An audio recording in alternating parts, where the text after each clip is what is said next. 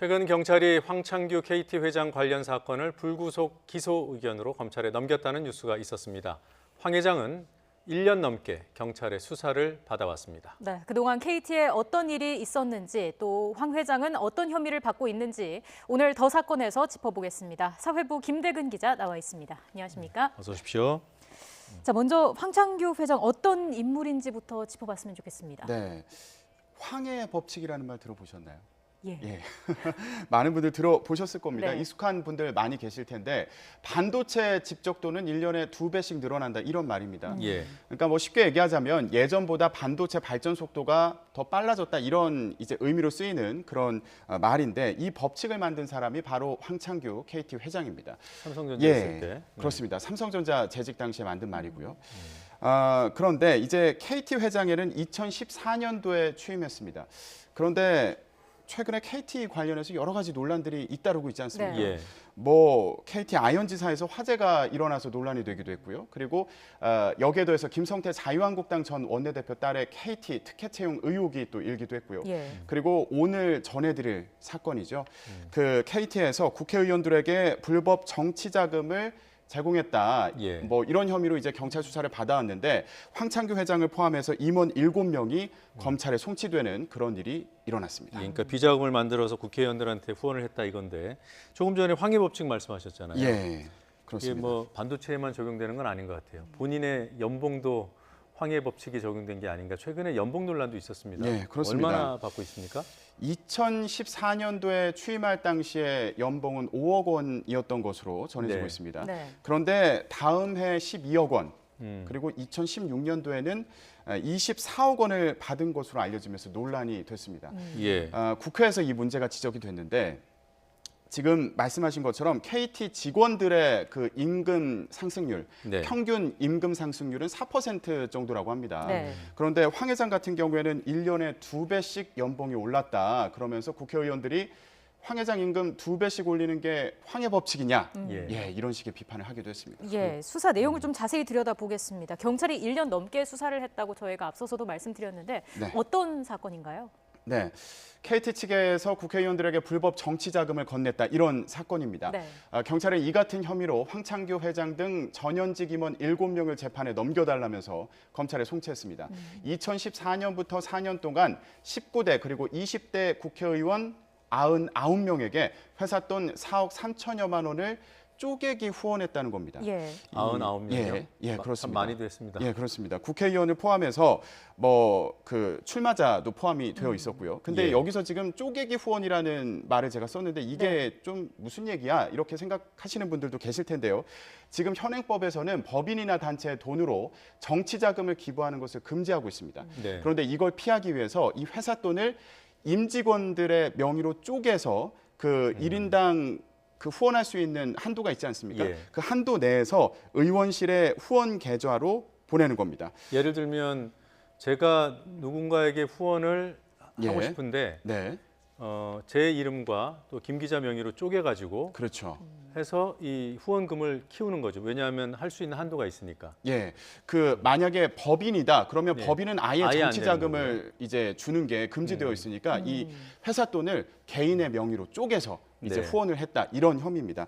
예. 그래서 정치자금법 위반 혐의와 그리고 회사 돈으로 비자금을 조성했다 해가지고 횡령, 업무상 횡령 혐의가 적용이 됐습니다. 일단 돈을 만들어서 회사 돈을 이제 어떤 식으로든 모아가지고 후원을 하더라도 할 거 아닙니까? 예. 그럼 회사 돈이면은 근거가 남을 텐데요. 네, 그렇습니다.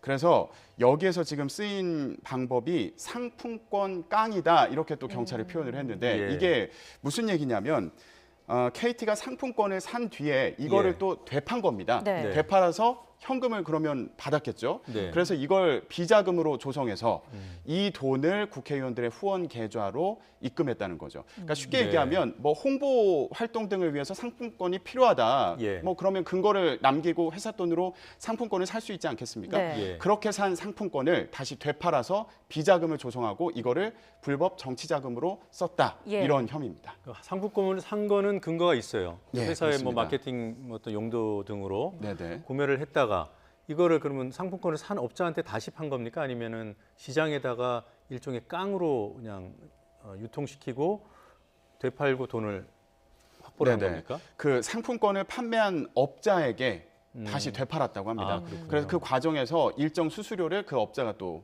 챙기기도 했고요. 예. 업자 좋고 또 여기 비자금도 만들어지고 예, 뭐 그런 상황이었던 것으로 보여집니다. 얼마 정도의 비자금이 만들어졌습니까?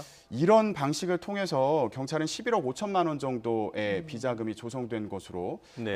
그렇게 수사를 했고요. 그런데 이 가운데에서 4억 3천여만 원 정도를 네. 정치자금으로 불법 정치자금으로 쓴 것으로 그렇게 경찰 조사 결과 드러났습니다. 예, 네. 이 후원금을 받은 정치인이 아까 99명에 이른다고 얘기를 해주셨는데 이게 여야 좀 무차별적으로 이루어진 건가요? 아니면 특정 정당에 편중이 돼 있던 건가요? 지금 19대, 20대 국회의원과 또 국회의원 후보자 등 99명에게 후원금을 건넨 건데 네. 이게 뭐 적게는 30만 원에서 많게는 1,400만 원까지 건넸다고 합니다. 예. 그 특정 정당에 소속된 의원들에게 후원금이 몰렸다기보다는 네. 이 의원이 어느 상임위에 속해 있느냐, 그리고 어떤 직책을 맡고 있느냐, 이게 중요해 보입니다. 네. 그래서 그 조사 결과를 보면 당시에 미래창조과학 방송통신위원회 소속 의원들에게 이 네. 후원금이 집중이 됐다고 하고요. 네, 미방위. 예, 그렇습니다. 그 왜냐하면 이 미방위 같은 경우에는 KT가 연관된 법안들을 다루는 상임이지 않습니까? 네. 그러다 보니까 이 후원의 상당수를 차지한 것으로 경찰은 보고 있습니다. 그러면 그 미방위 소속 국회의원들한테 후원금이 집중됐다면 예. 그런 용도라면 말이에요. 뭐 상임위 위원장이나 여야 간사나 이분들한테는 후원금 액수가 더 컸습니까?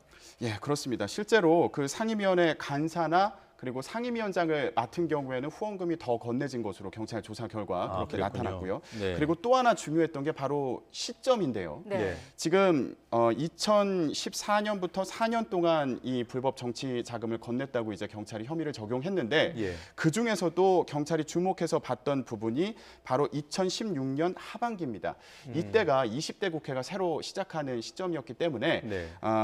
이때쯤부터 해서 고위 임원들의 이제 명의까지 예. 동원이 돼서 후원금이 전달됐다. 경찰은 이렇게 발표했습니다. 그러니까 20대 국회가 개원을 해서 이제 막 이제 원이 구성된 시점이네요.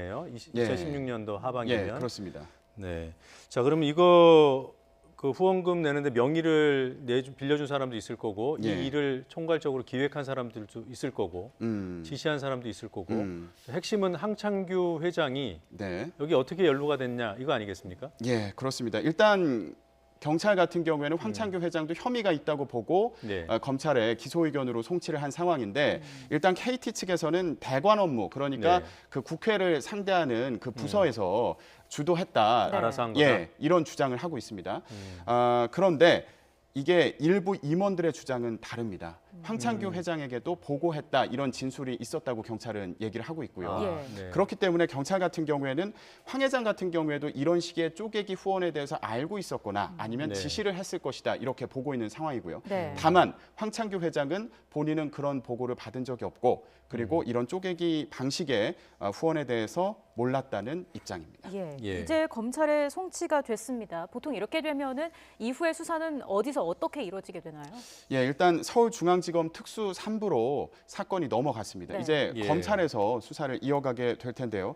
이 특수부 같은 경우에는 대부분은 뭐 인지 수사를 하거나 아니면 정치인들과 관련되어 있거나 아니면은 좀 대형 경제 이슈 관련된 그런 수사를 하는 곳입니다. 예. 그리고 서울중앙지검 그 특수부 같은 경우에는 주요 부패 수사를 하는 곳이다. 쉽게 얘기하면 이렇게 이해하시면 되겠는데요. 검찰에서는 그동안 그 경찰이 2차례에 걸쳐서 구속영장을 신청을 했었거든요. 네. 근데 그거를 전부 다 반려를 했습니다. 네. 보완 수사가 필요하다 이런 네. 이유였고 네. 그리고 돈을 받았다는 그 국회의원실 그 관계자들도 조사를 해야 된다. 예. 이런 이유로 이제 구속영장 신청한 걸 반려를 했었는데 아예 청구를 안 했군요. 예, 그렇습니다. 그래서 경찰에서 이번에 그 돈을 받았다는 국회의원실의 뭐 회계 담당자 같은 그 관계자들을 전수조사했다고 합니다. 그래서 네. 그 결과까지 그 지금 검찰에 같이 넘긴 상황이고요. 네. 근데 다만 그 국회의원실에서는 이게 KT의 돈인지 몰랐다, 회사 돈인지 몰랐고 그냥 개개인이 후원금을 보낸 것인 걸로 그렇게 생각을 했다. 예. 그래서 혐의점을 발견하지 못했습니다. 네. 그래서 의원실 같은 경우는 입건하지 않은 상황이고요. 네. 그래서 그런 조사 결과를 포함해서 모두 검찰에 송치를 한 상황이기 때문에 예. 앞으로 서울중앙지검 특수 3부에서 조사를 이어갈 것으로 보입니다. 뭐 자잘한 후원금이면 몰라도 뭉칫돈이 들어온 것을 몰랐다는 얘기가 뭐 언뜻 납득은 안 됩니다. 뭐 아마 개개인 이름으로 갔다 보니까 네. 뭐 100만 원 단위가 또 많았다고 합니다. 그래서 이제 몰랐다는 주장이 어떻게 이거를 알았던 거 아니냐 입증하기가 또 어려운 쉽지는 상황이었을 않겠네요. 수도 있어 보입니다. 네, 오늘 여기까지 듣겠습니다. 고맙습니다.